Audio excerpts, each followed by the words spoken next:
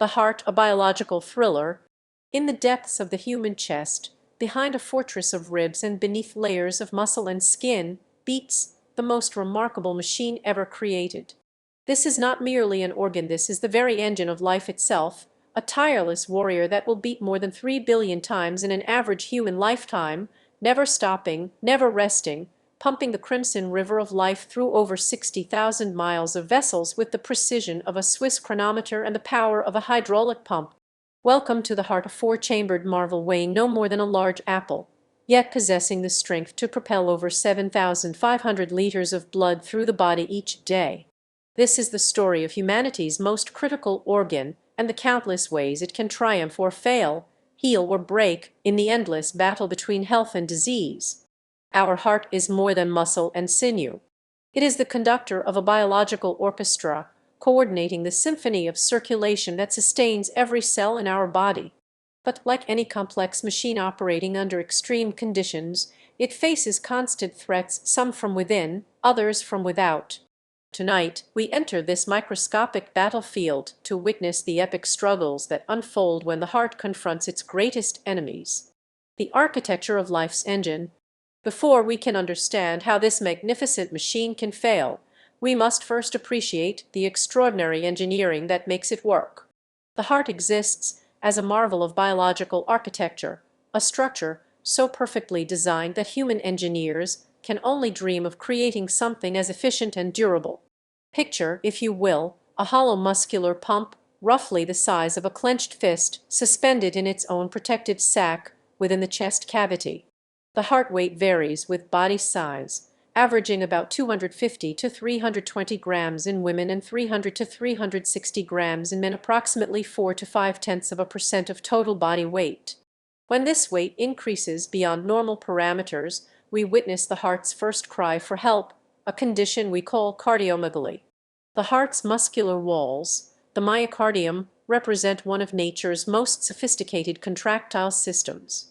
These cardiac muscle cells, or cardiomyocytes, have evolved into highly specialized units unlike any other muscle in the human body. In the left ventricle, these cells arrange themselves in a spiral circumferential pattern, creating coordinated waves of contraction that sweep from the heart's apex to its base with the precision of a mechanical wave. The right ventricle, handling the lower pressures of pulmonary circulation, maintains a less rigidly organized structure, yet still generates enough force to drive blood through the lungs. But the heart is more than just a pump, it's also an endocrine organ, a biological pharmacy capable of producing its own medications. Deep within the cytoplasm of atrial cardiomyocytes lie storage granules containing atrial natriuretic peptide, while ventricular cells harbor B-type natriuretic peptide. These protein hormones serve as the heart's own emergency response system, released when the heart senses dangerous increases in pressure or volume. They work like biological emergency broadcasts, signaling blood vessels to dilate and commanding the kidneys to eliminate excess salt and water. The heart's four valves, tricuspid, pulmonary, mitral, and aortic, function as biological check valves, ensuring that blood flows in only one direction through this circulatory system. Each valve represents a masterpiece of biological engineering, constructed from three distinct layers.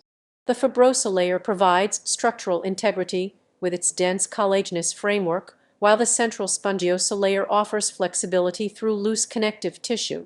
The innermost layer, rich in elastic fibers, allows the valve leaflets to recoil with each heartbeat like perfectly tensioned springs. Perhaps most remarkable of all is the heart's electrical system, a biological pacemaker network that would make the finest electronic engineers envious. The sinoatrial node, positioned at the junction of the right atrium and superior vena cava, serves as the heart's primary pacemaker, generating electrical impulses 60 to 100 times per minute with clockwork precision.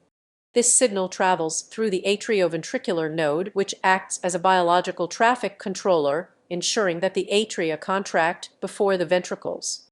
From there, the impulse races through the bundle of His and spreads via the Purkinje network to coordinate the contraction of millions of cardiac muscle cells in perfect synchrony. The heart's blood supply presents one of medicine's most critical vulnerabilities. Cardiac muscle cells depend almost exclusively on oxidative phosphorylation for energy, requiring a constant supply of oxygen-rich blood.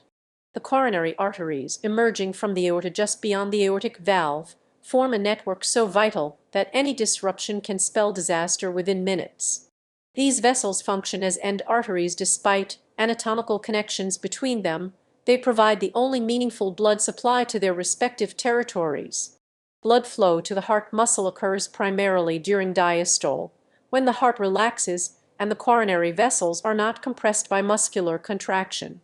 This timing creates a vulnerability that becomes critical during rapid heart rates, when diastole shortens and coronary perfusion time decreases, potentially compromising the heart's own oxygen supply precisely when its metabolic demands are highest. The heart's ability to regenerate represents one of biology's greatest disappointments. Unlike the remarkable regenerative powers seen in creatures like newts and zebrafish, the mammalian heart possesses extremely limited capacity for self-repair. Adult human hearts replace less than 1% of their cardiomyocytes per year, a rate so slow that significant cardiac damage typically results in permanent disability or death. As we age, our hearts undergo predictable changes that reflect the accumulated stress of billions of contractions. The left ventricular cavity gradually reduces in size, particularly in the base to apex dimension. The heart muscle itself shows signs of wear, fewer myocytes due to degenerative loss, increased connective tissue, and in the elderly, deposition of amyloid protein that stiffens the heart like biological concrete. The valves accumulate calcium deposits, the coronary arteries develop atherosclerotic plaques, and the entire system gradually loses the flexibility and efficiency of youth. When the engine falters, the pathophysiology of cardiac failure. Understanding how the heart can fail requires us to recognize that despite its complexity, cardiac disease ultimately results from 6 fundamental mechanisms, each capable of bringing this magnificent machine to its knees.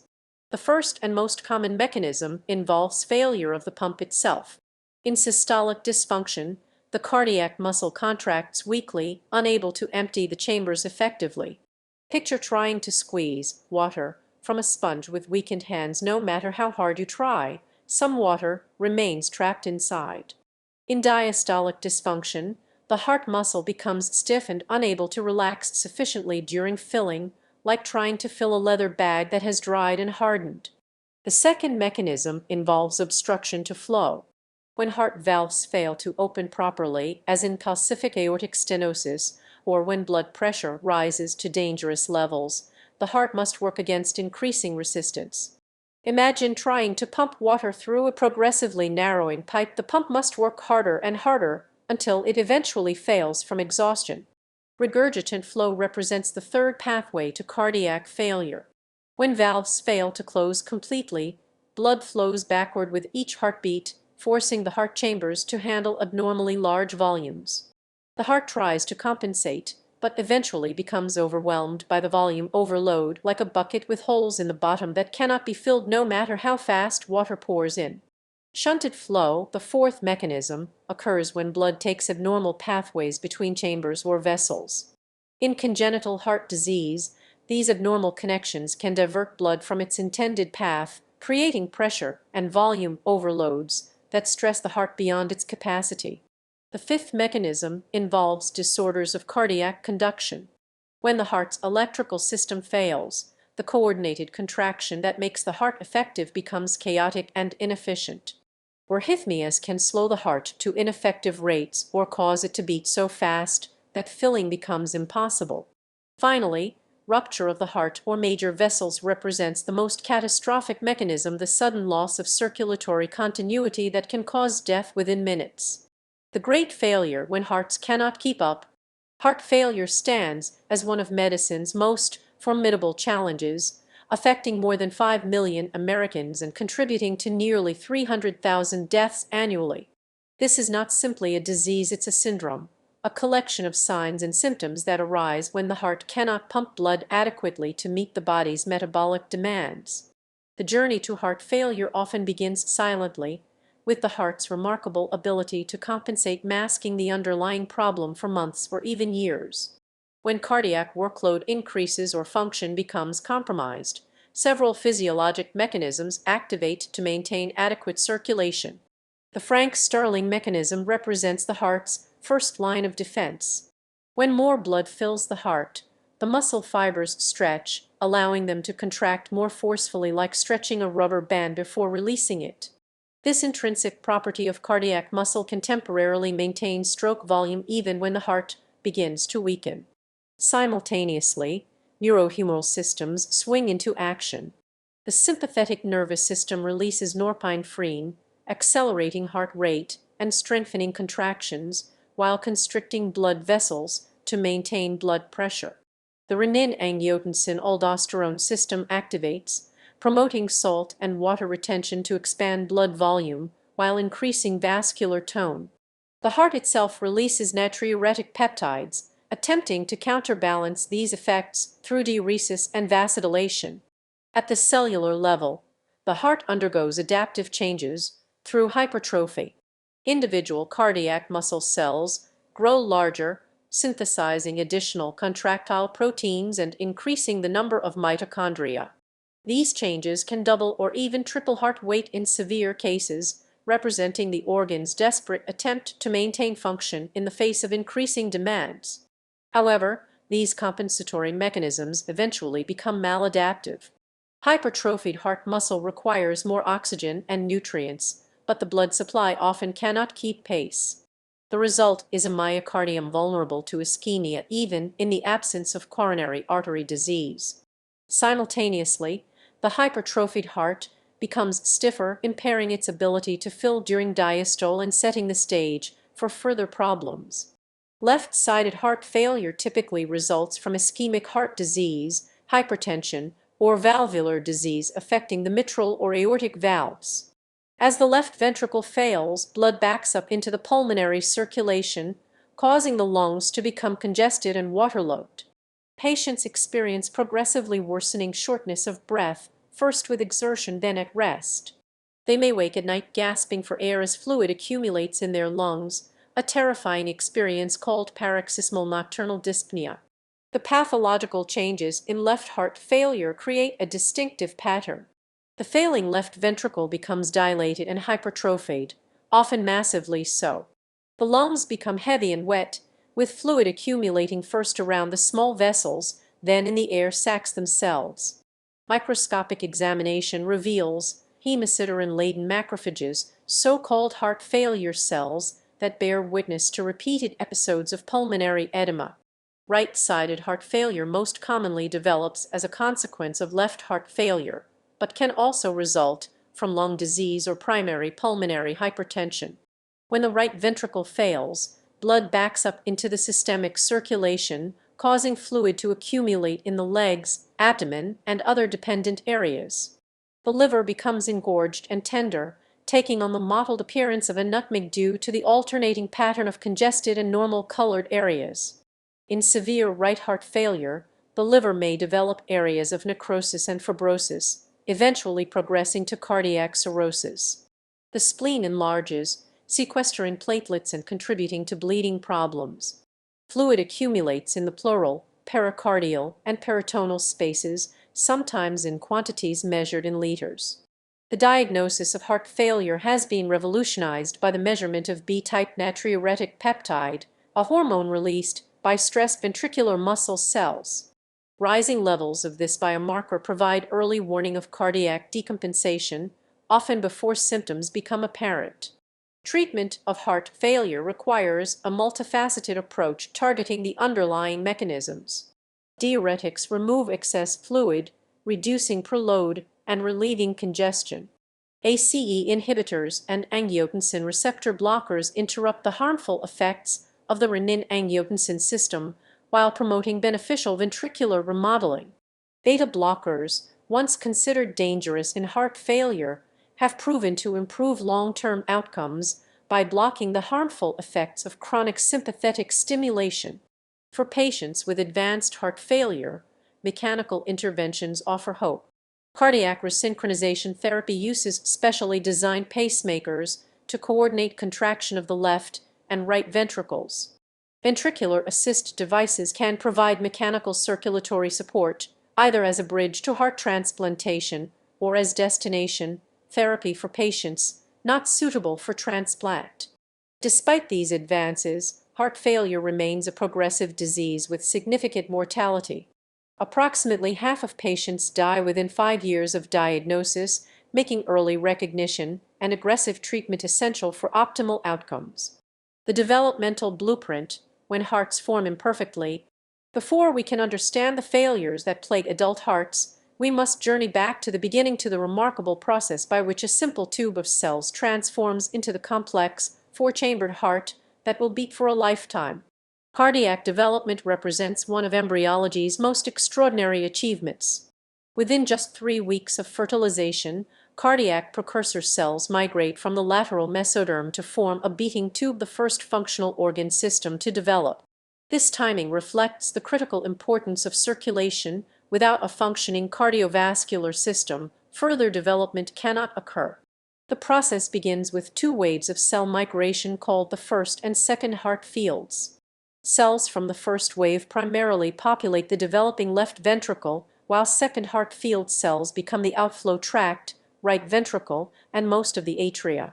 This distinction explains why certain congenital heart defects affect specific structures. Developmental problems in one heart field can lead to isolated abnormalities in the structures it produces. By day 20 of development, the nascent heart has become a beating tube. 8 days later, this tube begins forming the basic heart chambers through a complex process of folding, subcation, and valve formation. Neural crest cells migrate into the outflow tract, participating in the separation of aortic and pulmonary outflow. Endocardial cushions expand to form the future atrioventricular valves and outflow tracts. The orchestration of cardiac development depends on a network of transcription factors regulated by multiple signaling pathways. The WNT, hedgehog, VEGF, bone morphogenetic protein, TGF-beta, fibroblast growth factor, and Notch pathways all play critical roles. When any component of this developmental program goes awry, the result can be congenital heart disease. Congenital heart disease affects nearly 1% of live births worldwide, making it among the most common birth defects. The spectrum ranges from lesions incompatible with life to subtle abnormalities that may not be discovered until adulthood. 12 disorders account for about 85% of cases, with ventricular septal defects being the most common. The etiology of congenital heart disease involves complex interactions between genetic and environmental factors. Known genetic causes include specific chromosomal abnormalities, such as trisomy 21 Down syndrome, which is associated with heart defects in 40% of cases. Di-George syndrome, caused by deletion of chromosome 22q11.2, affects structures derived from the neural crest and pharyngeal pouches, leading to outflow tract abnormalities and other cardiac defects. Single gene mutations affecting transcription factors represent another important category. Many of these follow autosomal dominant inheritance patterns, where even a 50% reduction in gene function can disrupt cardiac development. The GAT, AFR, TB, X5, and NK, X12.5 transcription factors work together in protein complexes, explaining why mutations in different genes can produce similar defects. Environmental factors can also disrupt cardiac development. Maternal infections, particularly rubella, can cause characteristic cardiac malformations. Certain medications, including some anti-seizure drugs, increase the risk of congenital heart disease. Maternal diabetes creates a metabolic environment that predisposes to cardiac developmental abnormalities. Despite these known causes, the precise etiology remains unknown in approximately 90% of cases, suggesting that most congenital heart disease results from complex interactions between multiple genes and environmental factors. The clinical manifestations of congenital heart disease depend on the specific abnormality and its hemodynamic consequences. Left to right shunts, such as atrial septal defects, ventricular septal defects, and patent ductus arteriosus, initially increase pulmonary blood flow without causing cyanosis. However, chronic pressure and volume overload can eventually lead to irreversible pulmonary vascular disease and shunt reversal Eisenmenger syndrome, where poorly oxygenated blood enters the systemic circulation. Right to left shunts cause cyanosis from birth because poorly oxygenated venous blood bypasses the lungs and enters the systemic arterial circulation directly. Tetralogy of Fallot, the most common cyanotic congenital heart disease, combines four abnormalities: ventricular septal defect, pulmonary stenosis, overriding aorta, and right ventricular hypertrophy. The degree of cyanosis depends on the severity of pulmonary obstruction. Obstructive lesions can affect any level of the cardiovascular system. Coarctation of the aorta creates a narrowing that forces the heart to work against increased resistance. Severe obstructions present early in life with heart failure, while milder lesions may not be discovered until adulthood when hypertension or other complications develop. The natural history of congenital heart disease has been transformed by advances in pediatric cardiac surgery and interventional cardiology. Procedures once considered impossible are now routinely performed in newborns, allowing children with complex abnormalities to survive to adulthood. However, many of these survivors require ongoing care for residual abnormalities, arrhythmias, or other complications of their repairs. The increasing population of adults with congenital heart disease creates new challenges for the healthcare system. These patients may face problems including progressive heart failure, arrhythmias, infective endocarditis, and the cardiovascular stresses associated with pregnancy. Genetic counseling becomes important as these individuals reach reproductive age and consider having families. The greatest killer, ischemic heart disease. In the grand theater of human disease, no villain has claimed more lives than ischemic heart disease. This silent assassin stalks its victims for decades, slowly strangling the very arteries that nourish the heart muscle, until one day it strikes with devastating effect. Ischemic heart disease represents the single largest cause of death worldwide, claiming over 7.5 million lives annually, more than all forms of cancer combined. The fundamental problem in ischemic heart disease is deceptively simple: an imbalance between the heart's oxygen supply and its metabolic demands. In over 90% of cases, this imbalance results from atherosclerotic narrowing of the coronary arteries, those critical vessels that supply the heart muscle with oxygen and nutrients. The coronary arteries are unforgiving in their design. Unlike other organs that have multiple blood supplies, the heart depends on these relatively small vessels that function essentially as end arteries. The left anterior descending artery supplies the front wall of the left ventricle and the front portion of the ventricular septum. The right coronary artery typically provides blood to the inferior wall of the left ventricle, the right ventricle, and the posterior portion of the septum. The left circumflex artery supplies the lateral wall of the left ventricle. When atherosclerotic plaques narrow these vessels by more than 70% of their cross-sectional area, the threshold known as critical stenosis, the heart's blood supply becomes inadequate during periods of increased demand. This creates the clinical syndrome of stable angina, where patients experience chest pain during exertion that resolves with rest. But the real danger lies not in these stable, severely narrowed arteries, but in plaques that appear less obstructive on angiography. These so-called vulnerable plaques contain large lipid cores covered by thin fibrous caps vulnerable to sudden rupture. When a plaque ruptures, it exposes its thrombogenic contents to the bloodstream, triggering explosive clot formation that can completely occlude the artery within minutes.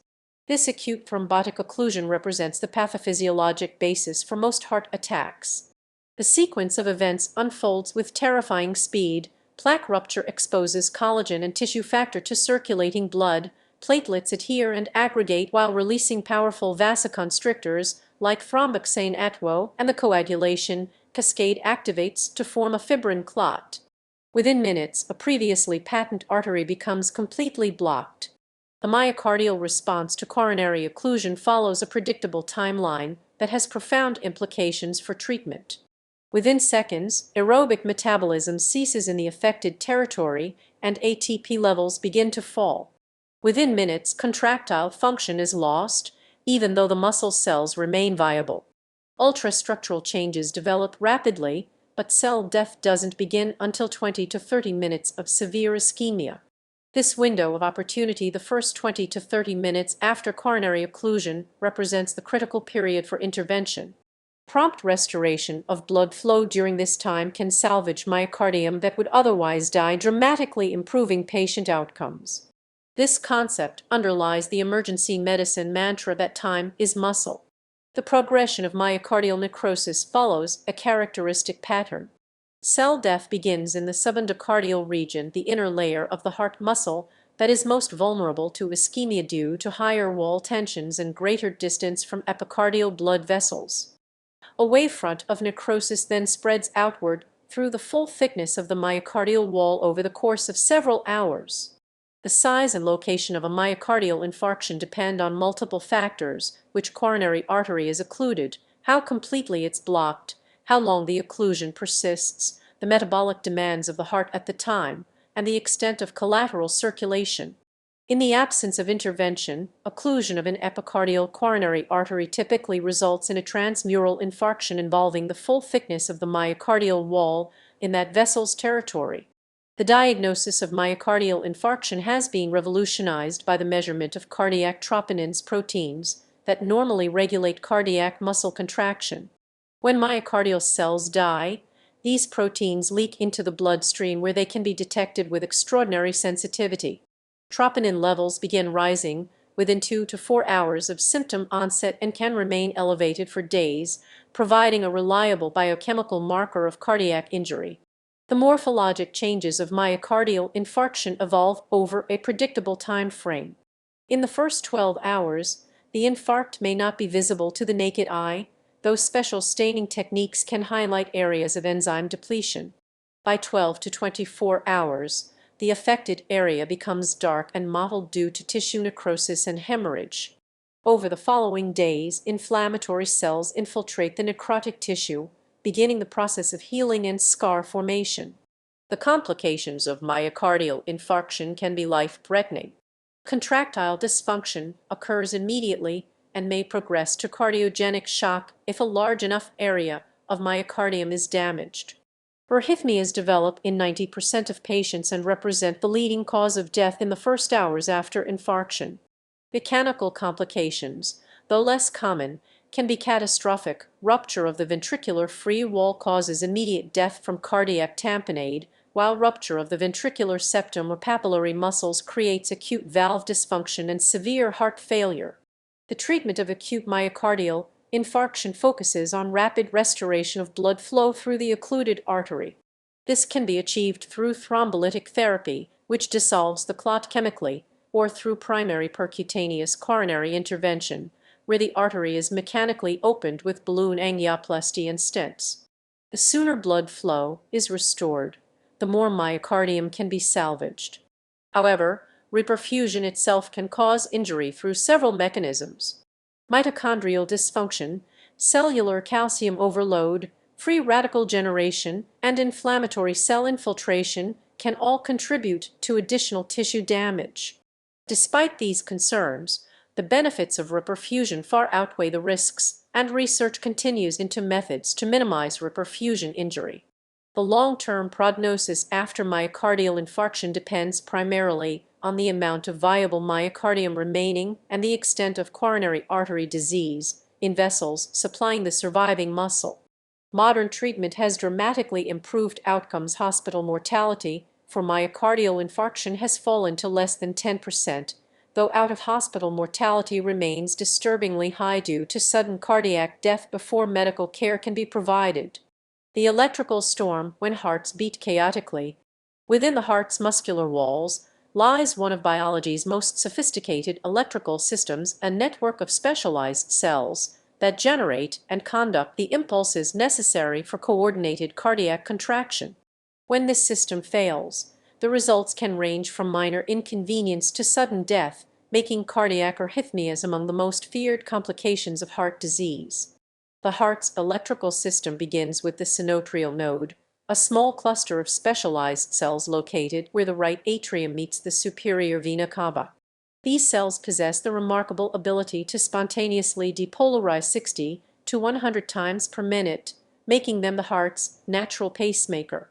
The electrical impulse spreads through the atrial muscle to the atrioventricular node, which serves as the sole electrical connection between the atria and ventricles. The atrioventricular node introduces a brief delay in impulse transmission, ensuring that the atria complete their contraction before ventricular systole begins. From the AV node, the impulse travels down the bundle of His, divides into right and left bundle branches, and spreads throughout the ventricular muscle via the Purkinje fiber network. This system ensures that millions of cardiac muscle cells contract in perfect synchrony, maximizing the heart's pumping efficiency. The coordinated contraction of the heart depends on electrical coupling between adjacent myocytes through gap junctions, specialized protein channels that allow direct cell-to-cell current flow. When disease disrupts these connections or creates areas of abnormal conduction, the stage is set for arrhythmias that can compromise cardiac function or cause sudden death. Ischemic injury represents the most common cause of clinically significant arrhythmias. When portions of the heart muscle become ischemic, they may generate abnormal electrical impulses or block normal conduction pathways. Myocardial infarction can damage the specialized conduction system directly, leading to heart block of varying degrees. More commonly, ischemia creates electrical instability that predisposes to dangerous ventricular arrhythmias. The mechanisms of arrhythmia generation fall into several categories. Abnormal automaticity occurs when cells other than the sinus node begin generating impulses spontaneously. Triggered activity results from after polarizations that occur during or after the normal action potential. Reentry arrhythmias develop when electrical impulses circulate through abnormal pathways, creating self-perpetuating circuits that can generate very rapid heart rates. Atrial fibrillation represents the most common sustained arrhythmia, affecting millions of people worldwide. In this condition, the atria contract chaotically and ineffectively, with electrical activity that resembles a bag of worms on the electrocardiogram. The irregular ventricular response produces the characteristic irregularly irregular pulse, while the loss of coordinated atrial contraction reduces cardiac output and predisposes to thrombus formation in the atrial appendages. Ventricular arrhythmias pose the greatest immediate threat to life. Ventricular tachycardia consists of rapid, regular ventricular contractions that may compromise cardiac output and can degenerate into ventricular fibrillation. In ventricular fibrillation, the ventricles quiver ineffectively without producing meaningful blood flow, leading to cardiac arrest and death within minutes unless immediately treated with electrical defibrillation. Beyond acquired causes of arrhythmias, inherited channelopathies represent an important category of primary electrical disorders. These genetic conditions affect the ion channels responsible for the cardiac action potential, predisposing to dangerous arrhythmias in the absence of structural heart disease. Long QT syndrome exemplifies these inherited arrhythmia disorders. Mutations in genes encoding potassium, sodium, or calcium channels prolong the cardiac action potential, creating electrical instability that can trigger polymorphic ventricular tachycardia. Patients may experience syncope or sudden death, particularly during exercise or emotional stress. Brugada syndrome represents another important channelopathy characterized by distinctive electrocardiographic changes and a propensity for sudden death during sleep or rest. The underlying mutations typically affect sodium channels, altering the balance of ionic currents during early repolarization. Catecholinergic polymorphic ventricular tachycardia results from mutations affecting intracellular calcium handling. Patients develop life-threatening arrhythmias during adrenergic stimulation, making exercise or emotional stress potentially fatal triggers. The clinical presentation of arrhythmias varies widely depending on the underlying rhythm disorder and the patient's cardiac function. Many arrhythmias are asymptomatic and discovered only incidentally. Others cause palpitations, lightheadedness, or fatigue. The most serious arrhythmias can cause syncope, cardiac arrest, or sudden death. Treatment of arrhythmias has evolved dramatically with advances in pharmacology, Device therapy and catheter ablation techniques. Antiarrhythmic drugs work by modifying the electrical properties of cardiac cells, though they can also be proarrhythmic under certain circumstances. Implantable cardioverter defibrillators provide automatic detection and treatment of life-threatening ventricular arrhythmias, dramatically improving survival in high-risk patients. Catheter ablation has revolutionized the treatment of many arrhythmias by allowing precise destruction of abnormal electrical pathways or triggers. Using sophisticated mapping systems, electrophysiologists can identify the critical components of arrhythmia circuits and eliminate them with radiofrequency energy, cryotherapy, or other ablation techniques. The sudden strike, cardiac death without warning. Perhaps no aspect of cardiovascular disease inspires more fear than sudden cardiac death, the unexpected cessation of life in individuals who may have appeared healthy moments before. Each year, between 180,000 and 450,000 Americans die suddenly from cardiac causes, often as their first manifestation of heart disease. Sudden cardiac death typically results from ventricular fibrillation or asystole, catastrophic arrhythmias that render the heart's pumping action ineffective within seconds. Unlike Hollywood portrayals where people clutch their chests and collapse dramatically, sudden cardiac death often occurs without warning, with victims simply collapsing as their hearts stop beating effectively. The underlying pathology in sudden cardiac death reveals important patterns. Coronary artery disease accounts for the majority of cases, but surprisingly, acute plaque rupture with thrombosis is found in only 10 to 20% of victims. Instead, most cases involve severe chronic atherosclerotic disease with critical stenoses that create an electrical substrate for fatal arrhythmias. The mechanism typically involves regional myocardial ischemia that increases electrical instability without necessarily causing detectable myocardial necrosis. Areas of chronic ischemia, old infarct scars, or acute ischemia can serve as triggers or substrates for reentrant ventricular arrhythmias that rapidly degenerate into ventricular fibrillation. In younger victims, sudden cardiac death more commonly results from inherited conditions. Hypertrophic cardiomyopathy stands as the leading cause of sudden death in young athletes, with the thickened, disorganized myocardium predisposing to dangerous ventricular arrhythmias during intense physical activity. The genetic channelopathies discussed earlier also account for a significant proportion of sudden deaths in young, apparently healthy individuals. Arrhythmogenic right ventricular cardiomyopathy represents another important cause of sudden death in young people. This inherited condition causes progressive replacement of right ventricular muscle with fatty and fibrous tissue, creating an electrical substrate for life-threatening arrhythmias. Other structural abnormalities can also precipitate sudden death. Mitral valve prolapse, though generally benign, can rarely cause sudden death through mechanisms that remain poorly understood. Congenital coronary artery abnormalities may cause sudden death during exercise when increased cardiac output exceeds the capacity of the abnormal vessels. Myocarditis, particularly viral myocarditis, can cause sudden death through direct inflammatory effects on the myocardium or secondary arrhythmias. The inflammation may affect the specialized conduction system or create areas of electrical instability that trigger fatal arrhythmias. The tragedy of sudden cardiac death is compounded by its unpredictability.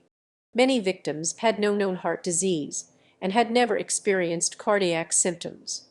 Others may have had subtle warning signs, episodes of syncope, unexplained fatigue, or chest discomfort that were not recognized as harbingers of impending catastrophe. Advances in resuscitation science have improved outcomes for victims of sudden cardiac death who receive prompt treatment. The chain of survival, early recognition, immediate CPR, rapid defibrillation, and advanced life support can restore circulation in many cases if implemented quickly.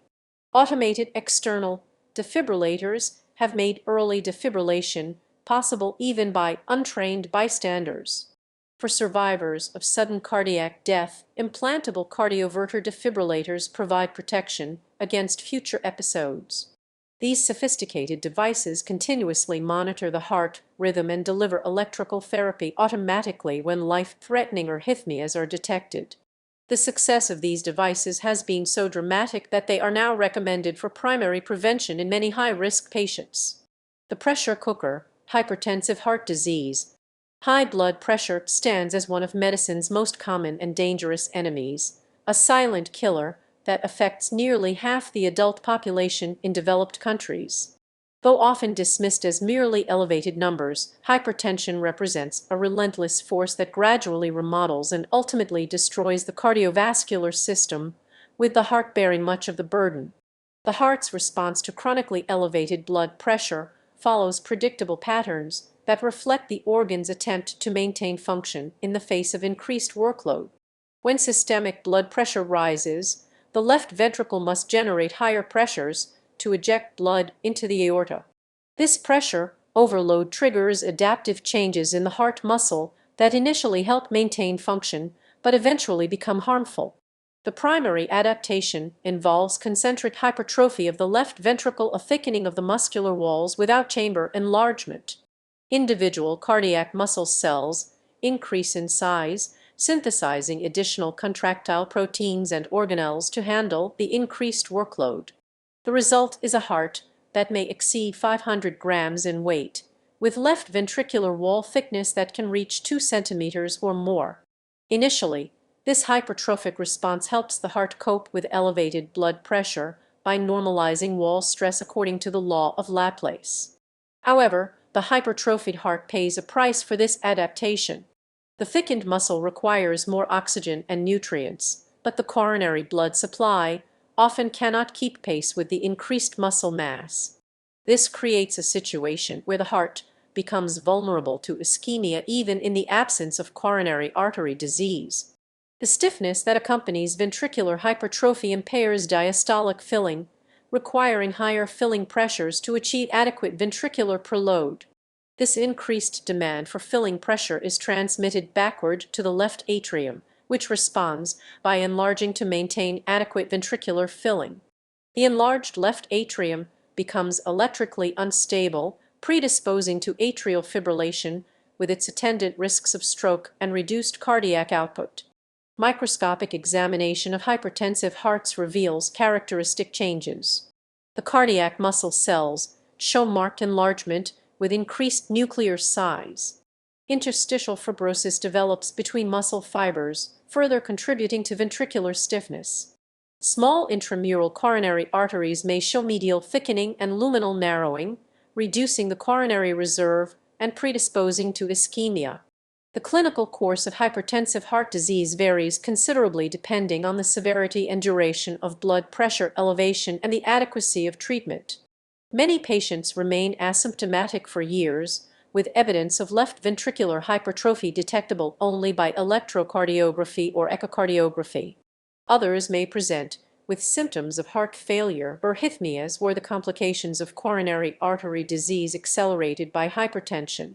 The relationship between hypertension and coronary artery disease is particularly important. High blood pressure accelerates atherosclerosis through multiple mechanisms, including endothelial injury, altered lipid metabolism, and increased wall stress in coronary arteries. The combination of accelerated coronary disease and increased myocardial oxygen demand from hypertrophy creates a particularly dangerous situation where supply cannot meet demand. Treatment of hypertensive heart disease focuses on blood pressure control and management of associated risk factors. Multiple classes of antihypertensive medications are available, each working through different mechanisms to reduce arterial pressure.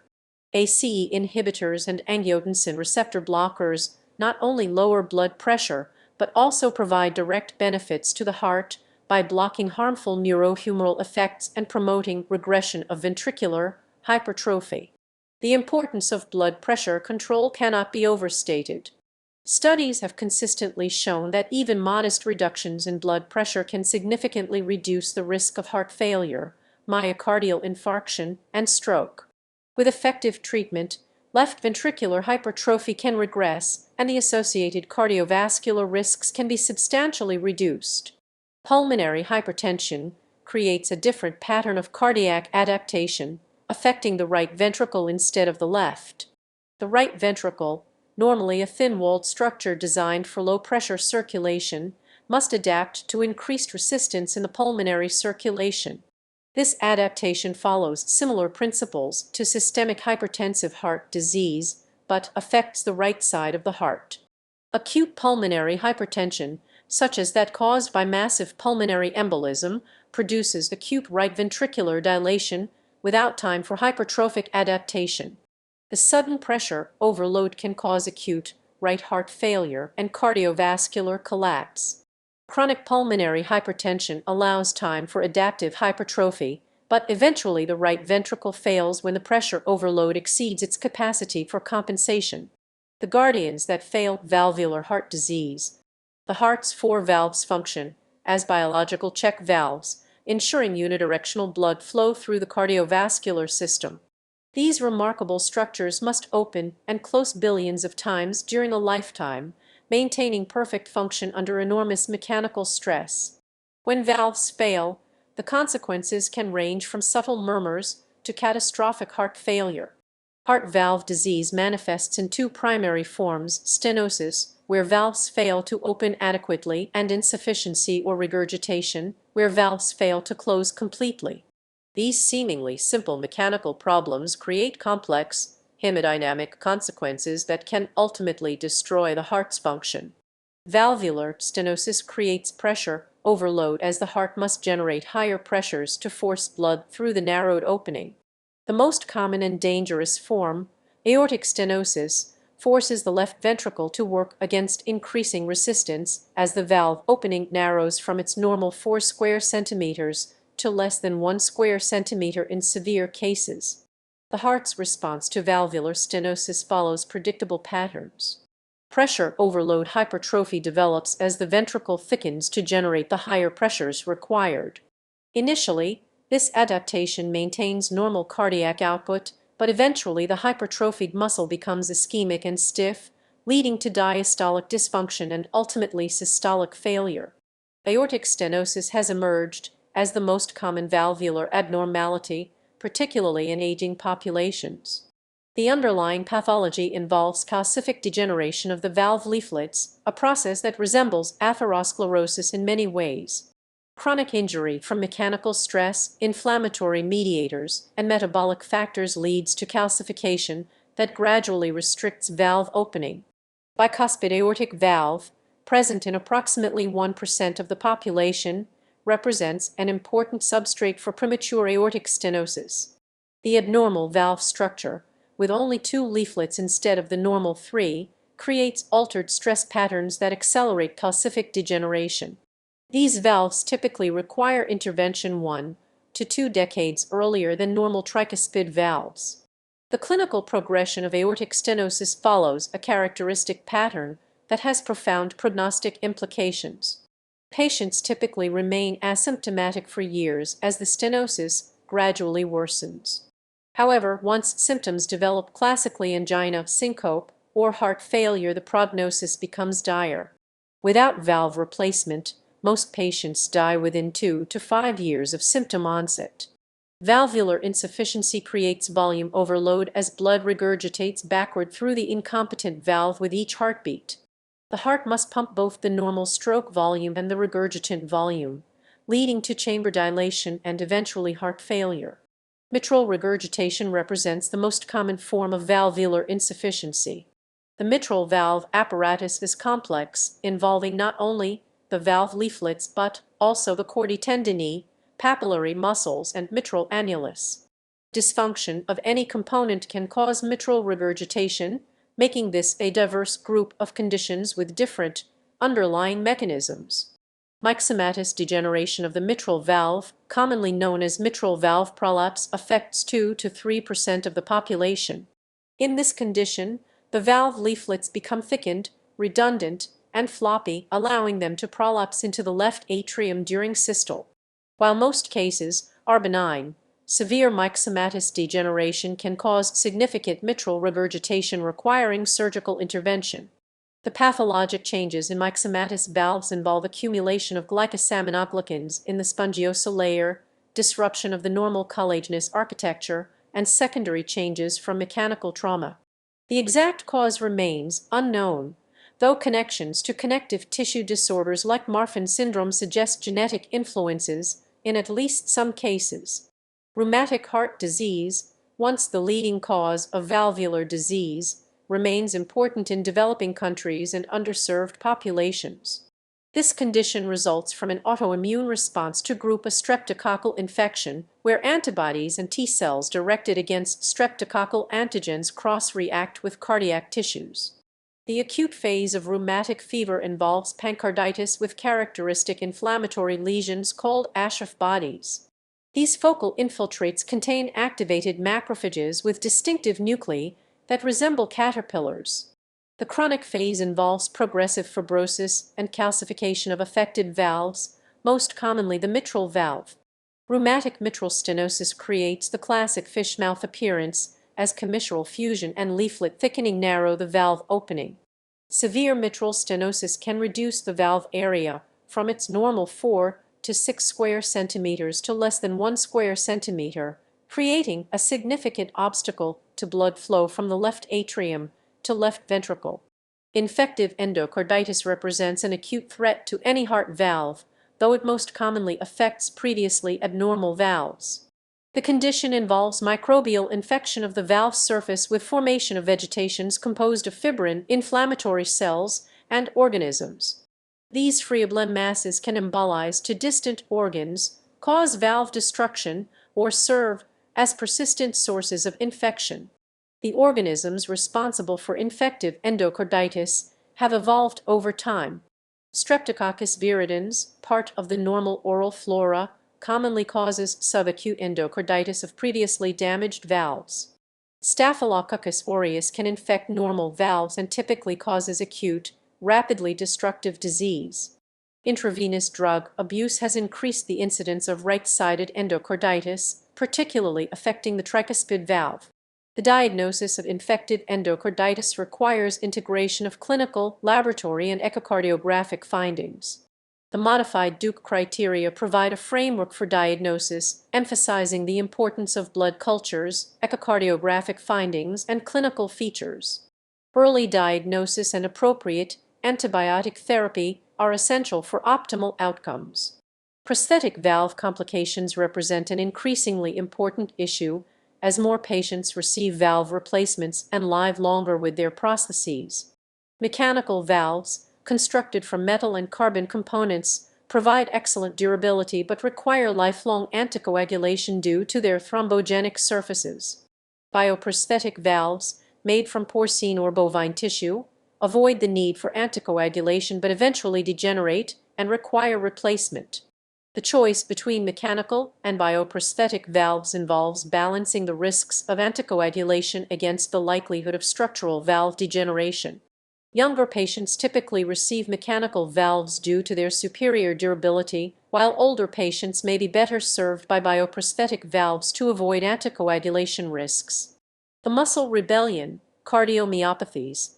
When the heart muscle itself becomes the enemy, the result is cardiomyopathy, a heterogeneous group of diseases that directly affect the myocardium and represent some of medicine's most challenging diagnostic and therapeutic problems.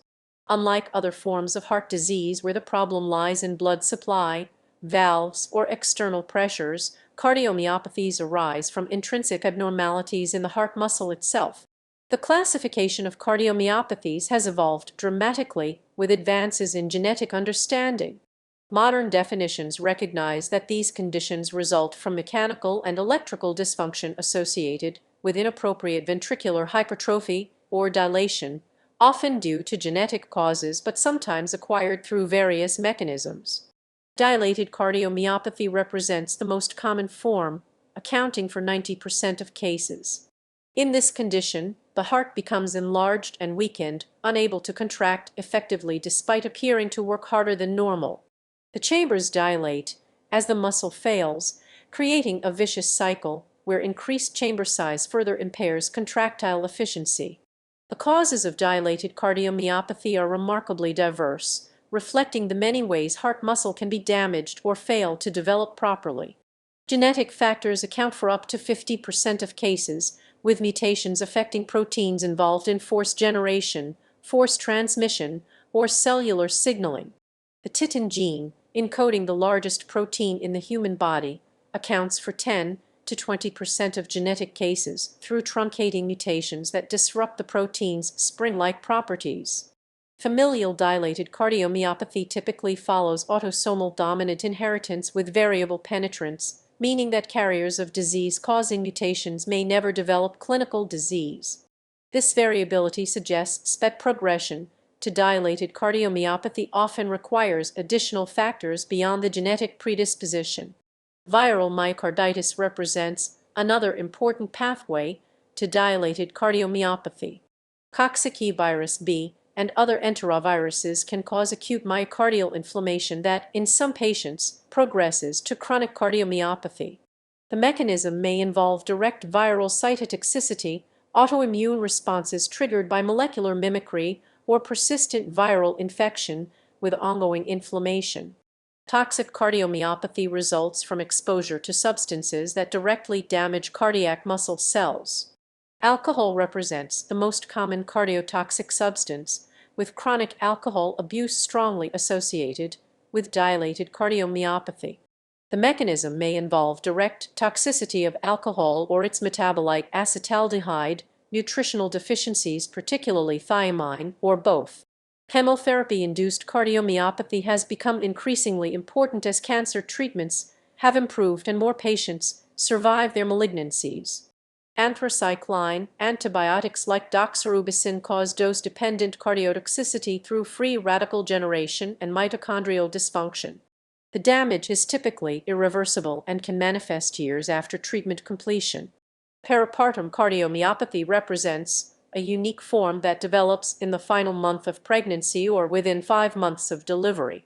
The mechanism likely involves multiple factors including genetic predisposition, hemodynamic stress of pregnancy, hormonal changes, and possibly anti-angiogenic factors that impair myocardial blood supply. The morphologic changes in dilated cardiomyopathy are relatively nonspecific, reflecting the final common pathway of various insults to the myocardium. The heart is typically enlarged and heavy, often weighing 2 to 3 times normal. All chambers are dilated, though left ventricular dilation usually predominates. Mural thrombi may form in the poorly contractile chambers, posing risks for systemic embolization. Histologically, dilated cardiomyopathy shows variable degrees of myocyte hypertrophy, interstitial fibrosis, and replacement scarring where individual cells or groups of cells have died and been replaced by fibrous tissue. Some myocytes appear stretched and attenuated, while others show compensatory hypertrophy. The clinical presentation of dilated cardiomyopathy typically involves slowly progressive heart failure symptoms, dyspnea, fatigue, reduced exercise tolerance. Secondary mitral regurgitation develops as the left ventricle dilates and the papillary muscles are displaced. Arrhythmias, both atrial and ventricular, are common and may precipitate acute decompensation. The prognosis of dilated cardiomyopathy varies widely depending on the underlying cause, extent of myocardial damage, and response to treatment. Some patients experience progressive decline leading to death or need for transplantation within years of diagnosis. Others respond well to medical therapy and can maintain reasonable function for many years. Hypertrophic cardiomyopathy presents a completely different picture, a heart that is too thick rather than too thin, too stiff rather than too floppy. This genetic condition affects approximately 1 in 500 people and results from mutations in genes encoding sarcomeric proteins, the molecular motors that generate cardiac contraction. The pathophysiology of hypertrophic cardiomyopathy involves defective energy transfer from mitochondria to sarcomeres, leading to compensatory hypertrophy that becomes maladaptive. The hypertrophy is typically asymmetric, with disproportionate thickening of the ventricular septum compared to the free wall. This creates a characteristic banana-shaped left ventricular cavity and can cause dynamic outflow tract obstruction. The microscopic appearance of hypertrophic cardiomyopathy is distinctive, with massive myocyte hypertrophy, bizarre cellular arrangements called myofiber disarray, and small vessel disease with luminal narrowing. These changes create an electrical substrate for dangerous arrhythmias that can cause sudden death, particularly in young athletes. The clinical manifestations of hypertrophic cardiomyopathy reflect primarily diastolic dysfunction, the inability of the stiff, hypertrophied ventricle to fill adequately during diastole. Patients experience dyspnea, chest pain, and syncope, particularly with exertion. The condition represents one of the most common causes of sudden cardiac death in young athletes. Restrictive cardiomyopathy, the least common major form, involves a heart that cannot fill adequately due to increased stiffness or infiltration of the myocardium. The clinical picture resembles constrictive pericarditis, but the problem lies within the heart muscle rather than around it. Cardiac amyloidosis represents the most important cause of restrictive cardiomyopathy, particularly in elderly patients. The condition involves deposition of misfolded proteins that form insoluble fibrils within the myocardium. These deposits stiffen the heart muscle and can also affect the conduction system, valves, and coronary vessels. The most common form of cardiac amyloidosis in elderly patients involves transthyretin, a normal serum protein that becomes amyloidogenic with aging.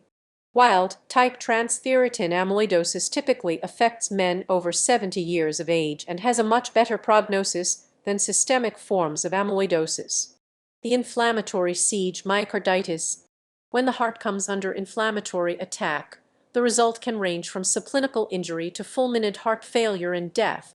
Myocarditis inflammation of the heart muscle represents a diverse group of conditions united by the presence of inflammatory infiltrates within the myocardium and associated myocyte injury. Viral infections represent the most common cause of myocarditis in developed countries. Coxsackie B stands as the classic culprit, though many other viruses including influenza, cytomegalovirus, and HIV can cause myocardial inflammation. The pathogenic mechanisms vary among different viruses and may involve direct cytopathic effects, immune-mediated injury, or both. The clinical spectrum of viral myocarditis ranges from asymptomatic infection to acute fulminant heart failure. Many cases likely go unrecognized, presenting as nonspecific viral illnesses with fatigue and malaise. More severe cases may present with chest pain mimicking myocardial infarction, heart failure symptoms, or arrhythmias. The diagnosis of myocarditis can be challenging because the clinical presentation overlaps with many other cardiac conditions. Endomyocardial biopsy remains the gold standard for diagnosis, but is rarely performed due to its invasive nature and the patchy distribution of inflammation that can lead to false negative results. The morphologic changes in myocarditis depend on the underlying cause and stage of disease. Active myocarditis is characterized by interstitial inflammatory infiltrates associated with myocyte injury or death.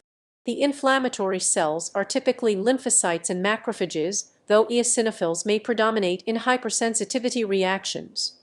Giant cell myocarditis represents a particularly aggressive form characterized by multinucleated giant cells within the inflammatory infiltrate. This variant has a poor prognosis and often requires aggressive immunosuppressive therapy or heart transplantation. Chagas disease, caused by the protozoan parasite Trypanosoma cruzi, remains an important cause of myocarditis in endemic areas of South America. The acute phase involves direct parasitization of myocytes, while the chronic phase is characterized by progressive immune-mediated myocardial damage that can lead to dilated cardiomyopathy over decades. The treatment of myocarditis remains largely supportive, focusing on management of heart failure and arrhythmias. Immunosuppressive therapy remains controversial, with some studies suggesting benefit in certain subgroups while others show no improvement or even harm. The long-term prognosis of myocarditis varies widely. Many patients recover completely with no residual cardiac dysfunction. Others develop persistent cardiomyopathy that may progress to end-stage heart failure requiring transplantation. The factors that determine which patients will recover versus those who develop chronic problems remain poorly understood.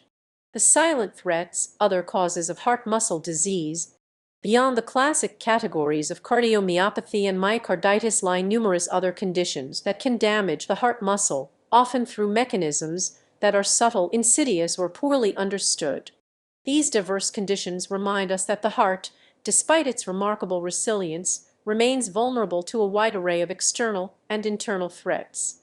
Cardiotoxic drugs represent an increasingly important category as medical therapies become more powerful and patients live longer to experience their side effects. The anthracycline antibiotics doxorubicin and daunorubicin exemplify this category, causing dose-dependent cardiac damage through free radical generation and mitochondrial dysfunction. The cardiotoxicity of anthracyclines has become a major limiting factor in cancer therapy. The damage is typically irreversible and cumulative, with risk increasing sharply when cumulative doses exceed 250 milligrams per square meter. The clinical presentation can range from acute heart failure during treatment to the development of dilated cardiomyopathy years after therapy completion. Radiation therapy to the chest can cause a spectrum of cardiac complications from acute pericarditis to chronic constrictive pericarditis, coronary artery disease, valvular dysfunction, and cardiomyopathy. The mechanisms involve free radical damage to multiple cardiac structures, with manifestations that may not appear for years or decades after exposure. The cardiac effects of radiation are dose-dependent and related to the volume of heart included in the radiation field. Modern radiation therapy techniques have reduced cardiac exposure, but patients treated with older protocols remain at risk for late cardiac complications. Iron overload cardiomyopathy can result from hereditary hemochromatosis or from multiple blood transfusions in patients with chronic anemia. Iron deposits in cardiac myocytes interfere with cellular function and can cause both systolic and diastolic dysfunction. The condition is potentially reversible with iron chelation therapy if recognized early. Endocrine disorders can profoundly affect cardiac function. Hyperthyroidism causes increased heart rate, contractility, and cardiac output, which can precipitate heart failure in patients with underlying cardiac disease. Hypothyroidism causes the opposite effects with bradycardia, reduced contractility, and potential for pericardial effusion. Diabetes mellitus has complex effects on the heart beyond its role in accelerating coronary atherosclerosis. Diabetic cardiomyopathy involves direct effects of hyperglycemia and insulin resistance on cardiac muscle cells, leading to diastolic dysfunction and eventual heart failure. The protective envelope under siege, pericardial disease. Surrounding the heart, like a protective membrane, lies the pericardium, a double-walled sac that normally contains less than 50 milliliters of clear fluid. This seemingly simple structure plays crucial roles in cardiac function and can become the site of life-threatening pathology when disease strikes. The pericardium consists of two layers: the visceral pericardium, which adheres closely to the heart surface, and the parietal pericardium, which forms the outer sac. The potential space between these layers normally contains just enough fluid to allow frictionless cardiac motion throughout the cardiac cycle. Pericardial effusion occurs when excess fluid accumulates in the pericardial space. The clinical significance depends not just on the amount of fluid, but on how rapidly it accumulates. Slowly developing effusions can reach volumes of several liters without compromising cardiac function, as the pericardium gradually stretches to accommodate the increased volume. In contrast, rapidly accumulating effusions of just 2 to 300 milliliters can cause cardiac tamponade, a life-threatening condition where the pericardial pressure equals or exceeds ventricular filling pressure, preventing adequate venous return. The heart becomes unable to fill properly, leading to equalization of pressures in all cardiac chambers and potentially fatal reduction in cardiac output. The classic clinical findings of cardiac tamponade include elevated jugular venous pressure, arterial hypotension, and a paradoxical pulse where systolic blood pressure falls by more than 10 millimeters of mercury during inspiration. The diagnosis can be confirmed by echocardiography, which shows diastolic collapse of the right ventricle and respiratory variation in ventricular filling. Acute pericarditis presents with characteristic chest pain that is typically sharp, pleuritic, and positional, worse when lying flat and improved by sitting up and leaning forward. The pathognomonic physical finding is a pericardial friction rub, a scratchy, grating sound heard during both systole and diastole, that results from the inflamed pericardial surfaces rubbing against each other. The causes of pericarditis are numerous and varied. Viral infections represent the most common cause in developed countries, though the specific virus is rarely identified. Bacterial pericarditis is less common but more serious, often requiring surgical drainage in addition to antibiotic therapy. Autoimmune conditions including systemic lupus erythematosus, rheumatoid arthritis, and scleroderma can cause pericarditis as part of their systemic manifestations. Post-cardiac injury syndromes can develop weeks to months after myocardial infarction or cardiac surgery, likely representing autoimmune reactions to exposed cardiac antigens. Malignancy represents an important cause of pericardial disease, either through direct invasion of pericardial structures or metastatic spread. Lung cancer, breast cancer, and hematologic malignancies are among the most common primary tumors to involve the pericardium. Chronic pericarditis can lead to constrictive pericarditis, where the pericardium becomes thickened, fibrotic, and sometimes calcified, creating a rigid shell around the heart. This condition mimics restrictive cardiomyopathy but has different therapeutic implications. While restrictive cardiomyopathy often has limited treatment options, constrictive pericarditis can potentially be cured by surgical removal of the constricting pericardium. The hemodynamic consequences of constrictive pericarditis involve equalization of diastolic pressures in all cardiac chambers, impaired ventricular filling, and reduced cardiac output. The clinical presentation includes elevated jugular venous pressure, peripheral edema, ascites, and exercise intolerance. The unwelcome guests, cardiac tumors. Primary tumors of the heart are among the rarest malignancies in human medicine, yet their potential for catastrophic consequences demands careful attention. These unwelcome guests can disrupt cardiac function through mechanical obstruction, embolization, or arrhythmogenesis, often presenting diagnostic challenges that test the limits of clinical acumen. Myxomas represent the most common primary cardiac tumor in adults, accounting for approximately 50% of benign cardiac neoplasms. These gelatinous masses typically arise from the atrial septum in the region of the fossa ovalis, though they can occur in any cardiac chamber. Most myxomas are sporadic, but familial cases occur as part of genetic syndromes, including Carney complex. The clinical manifestations of myxomas depend on their size, location, and mobility. Large pedunculated masses can cause intermittent obstruction of valve orifices, leading to symptoms that vary with body position. Systemic embolization represents another serious complication, as fragments of free bled tumor tissue can travel to the brain, kidneys, or other organs, causing infarcts or abscesses. Perhaps most intriguingly, some myxomas elaborate cytokines, particularly interleukin-6, causing constitutional symptoms including fever, weight loss, and malaise that can mimic infectious or inflammatory conditions. This systemic syndrome often resolves completely after surgical removal of the tumor.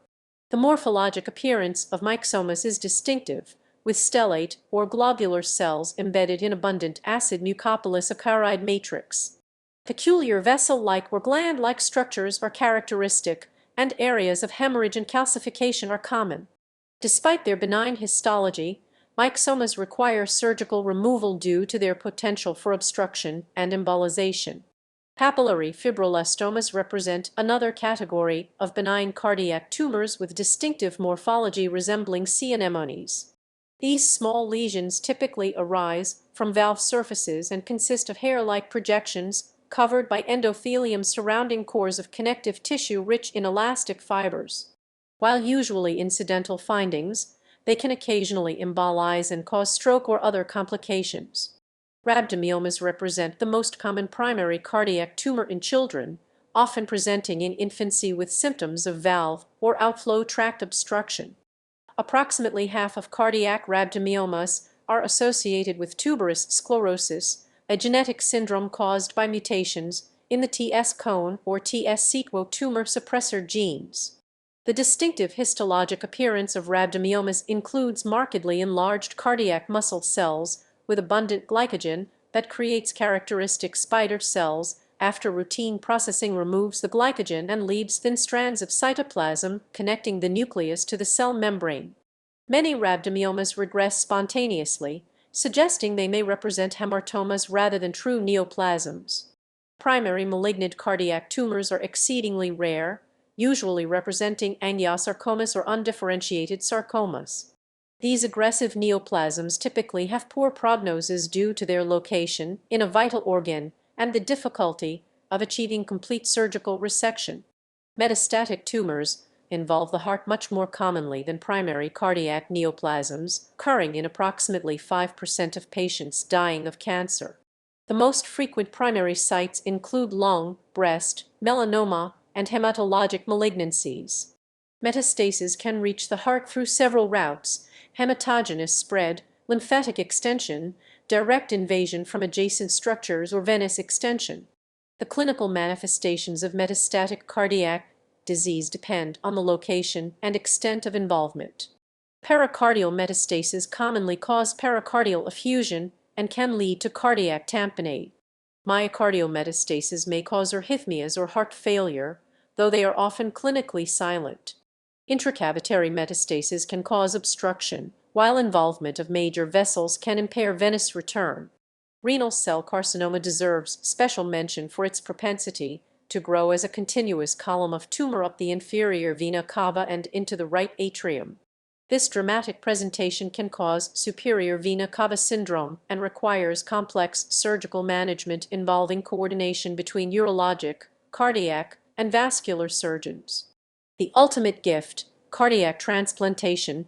When all other treatments have failed and the heart can no longer sustain life, cardiac transplantation offers the ultimate therapeutic intervention: replacement of the failing organ with a healthy heart from a deceased donor.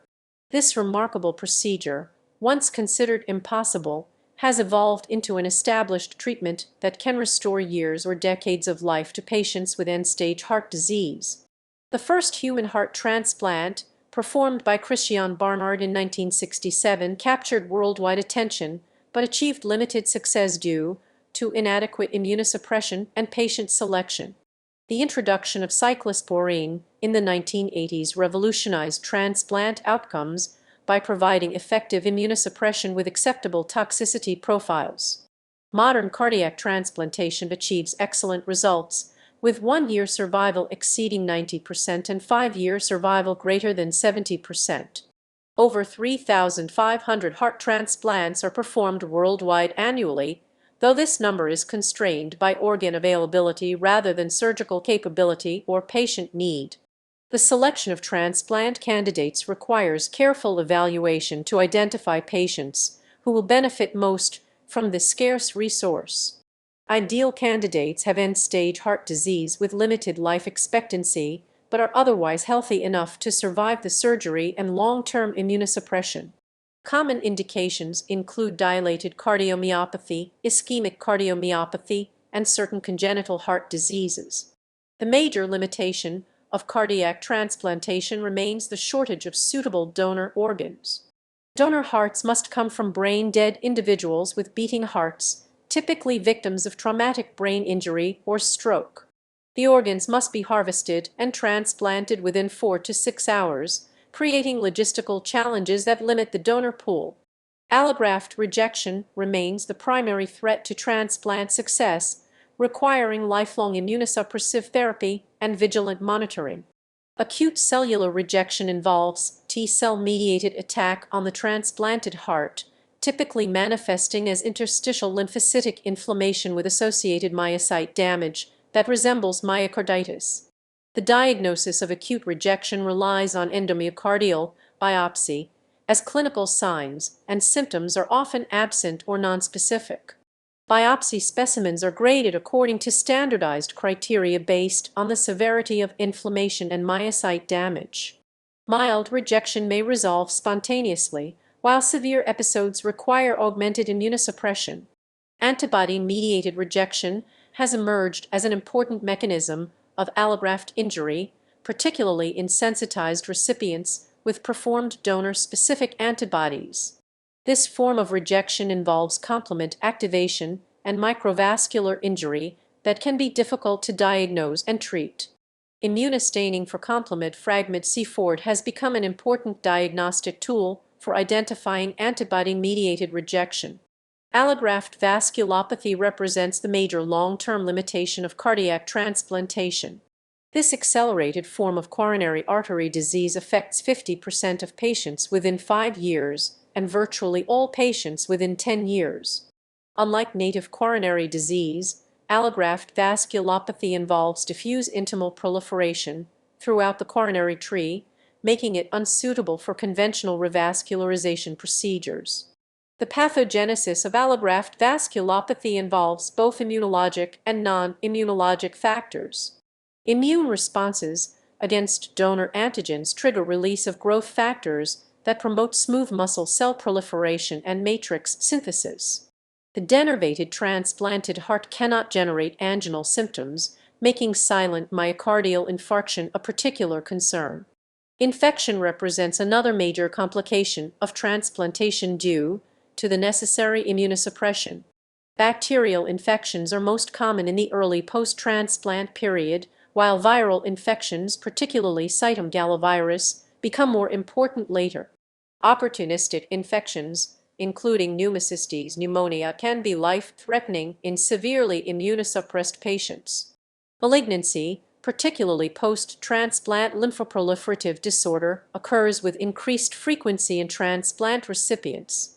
These lymphomas are typically associated with Epstein-Barr virus and may respond to reduction in immunosuppression or antiviral therapy in addition to conventional cancer treatments. The mechanical revolution, cardiac devices. The integration of sophisticated mechanical devices into cardiovascular medicine represents one of the most dramatic advances in modern cardiology, offering hope to patients who would have faced certain death just decades earlier. These remarkable devices range from simple pacemakers to complex ventricular assist devices that can completely replace cardiac function. Implantable pacemakers have revolutionized the treatment of bradyarrhythmias and conduction disorders. Modern devices are marvels of miniaturization, containing sophisticated computers capable of monitoring cardiac rhythm, delivering pacing stimuli, and storing diagnostic information. The evolution from simple fixed-rate pacemakers to complex, dual-chamber systems that respond to physiologic demands has dramatically improved patient outcomes and quality of life.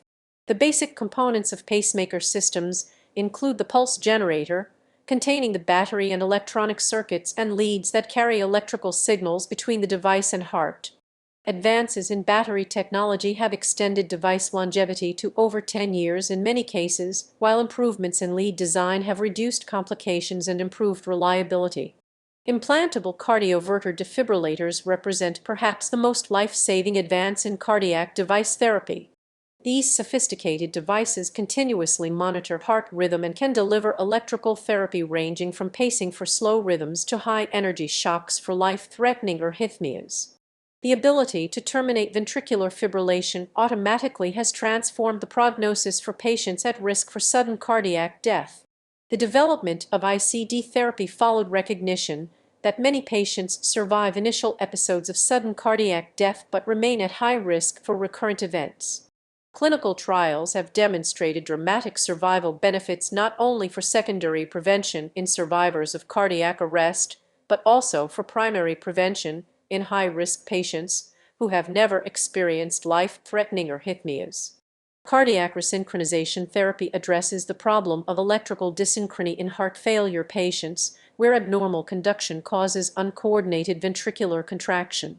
Biventricular pacing systems can restore synchronous contraction, improving cardiac output and reducing symptoms in selected patients with advanced heart failure. The selection of appropriate candidates for cardiac resynchronization therapy requires careful evaluation of electrical and mechanical dysynchrony. Patients with wide QRS complexes on electrocardiography and evidence of mechanical dysynchrony on echocardiography are most likely to benefit from this therapy.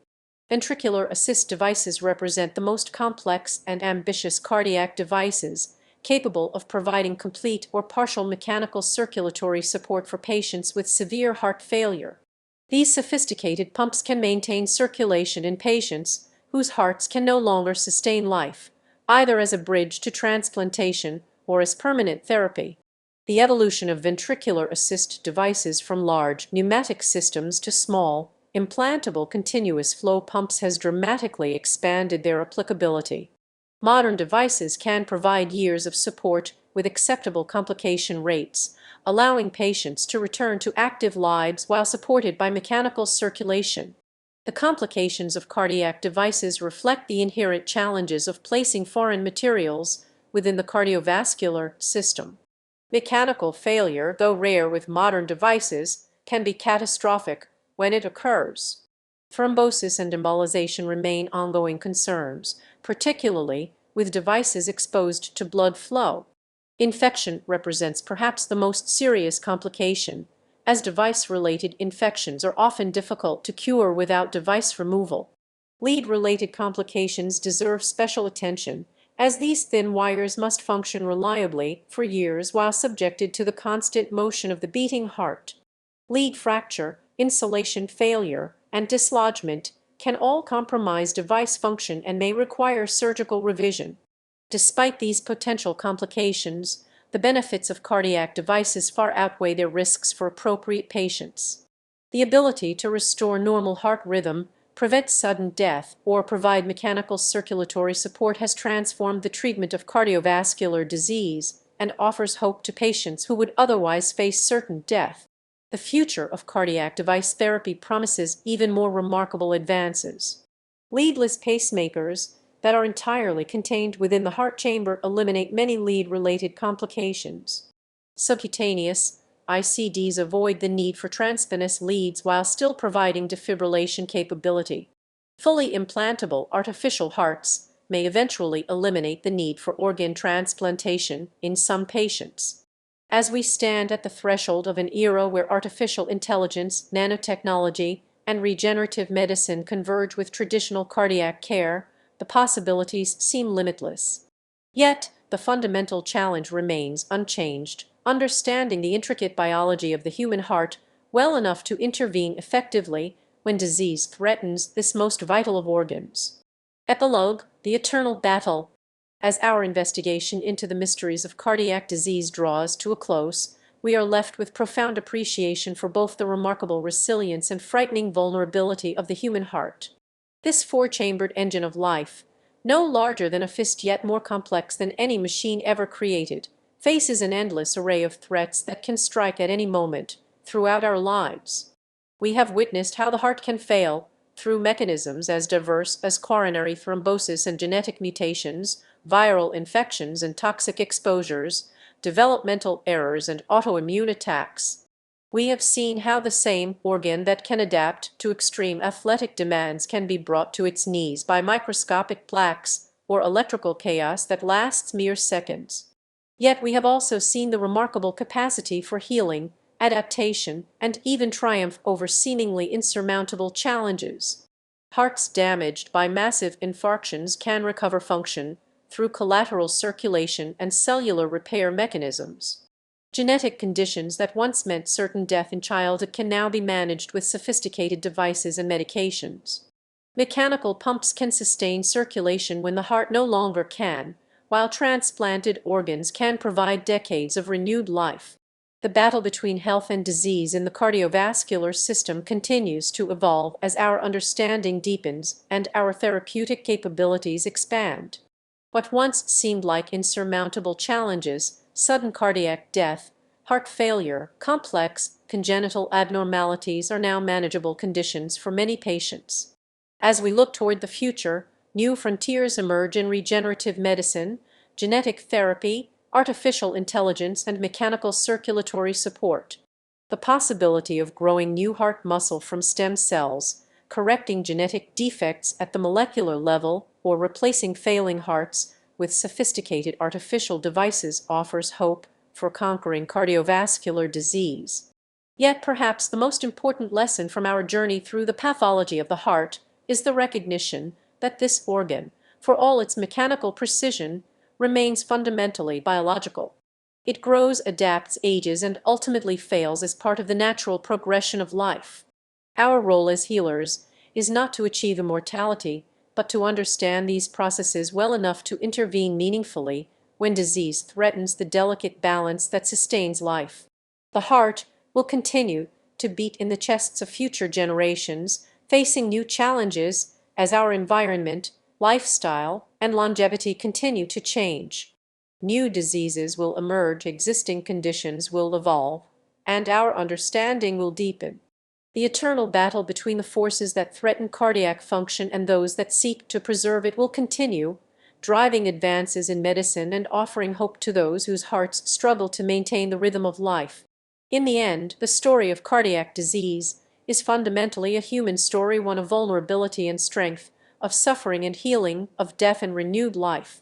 It reminds us that despite all our technological achievements and scientific understanding, we remain biological beings whose existence depends on the ceaseless beating of hearts that began their rhythm before we drew our first breath and will continue until we draw our last. The investigation may be complete, but the story continues with each heartbeat, each breath, each moment of life sustained by this remarkable organ that serves as both the engine and the symbol of our humanity.